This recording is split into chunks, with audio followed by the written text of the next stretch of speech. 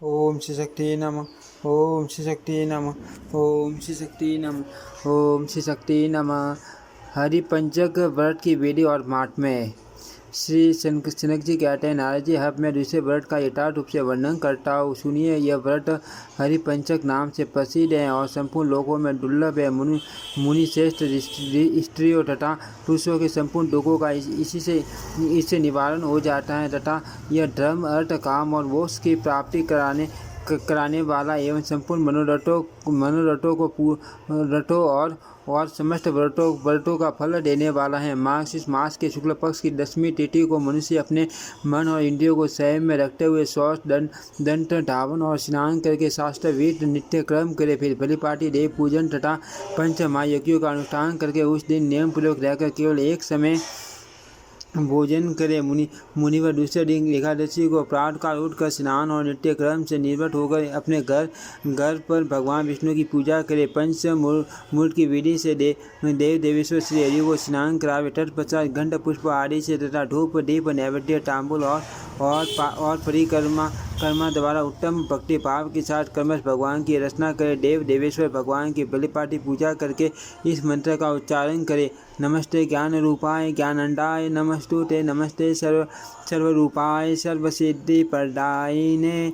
प्रभु, आप ज्ञान स्वरूप हैं, आपको नमस्कार है। आप ज्ञान दाता हैं, आपको नमस्कार है। आप सर्वरूप तथा संपूर्ण सिद्धियों को देने वाले हैं, आपको नमस्कार है। इस प्रकार सर्वव्यापी देवेश्वर भगवान जनार्दन को प्रणाम करके आगे बताए जाने वाले मंत्र के द्वारा अपना उपवास व्रत भगवान को समर्पित करे।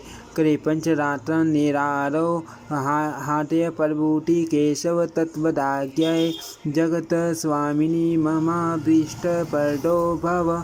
संपूर्ण जगत के स्वामी केशव, आपकी आज्ञा से मैं आज से 5 रात तक निराहार रहूँगा। आप मुझे मेरे अभीष्ट वस्तु प्रदान करें। इस प्रकार भगवान को उपवास समर्पित करके जितेंद्रिय पुरुष रात में जागरण करे। मुनि एकादशी, द्वादशी, त्रयोदशी, चतुर्दशी तथा पूर्णिमा को इंद्रिय संयम एवं उपासना पूर्वक इसी प्रकार भगवान विष्णु का पूजन करना चाहिए। विप्रवर एकादशी तथा पूर्णिमा की रात्रि में जागरण करना चाहिए। पंचामृत आदि सामग्रियों से की जाने वाली पूजा तो 5 दिन समान रूप से आवश्यक है, परंतु पूर्णिमा के दिन यथाशक्ति दूध के द्वारा भगवान विष्णु को स्नान कराना चाहिए। साथ ही तिल का होम और दान भी करना चाहिए। तत्पश्चात 6वां दिन आने पर अपना आश्रमोचित कर्म करके पंचगव्य पीकर विधि पूर्वक श्री हरि की पूजा करे। यदि अपने पास धन हो तो ब्राह्मणों को बेरोक टोक भोजन करावे। तदनंतर भाई बंधुओं के साथ स्वयं भी मौन होकर भोजन करे।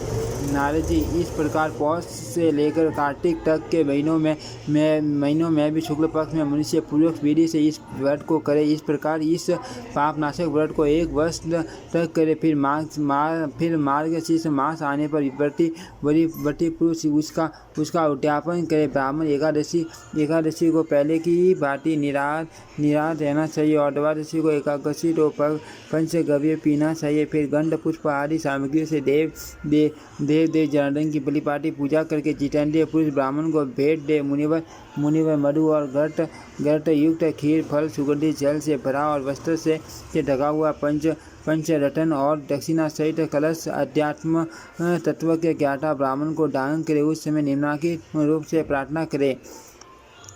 सर्वात्मन सर्वभूतेषु सर्वव्यापिन सनातन परमान परदानेन सुप्रीतो भव माधव। सबके आत्मा संपूर्ण भूतों के स्वामी सर्वव्यापी सनातन माधव, आप इस उत्तम अन्न के दान से अत्यंत प्रसन्न हो।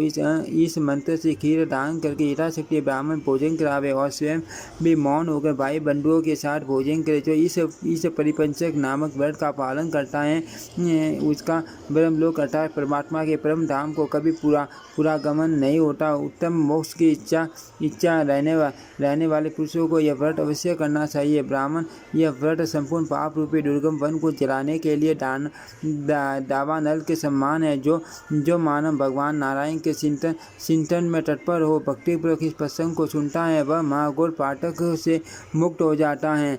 ओम श्री शक्ति नमः। ओम श्री शक्ति नमः। ओम श्री शक्ति नमः।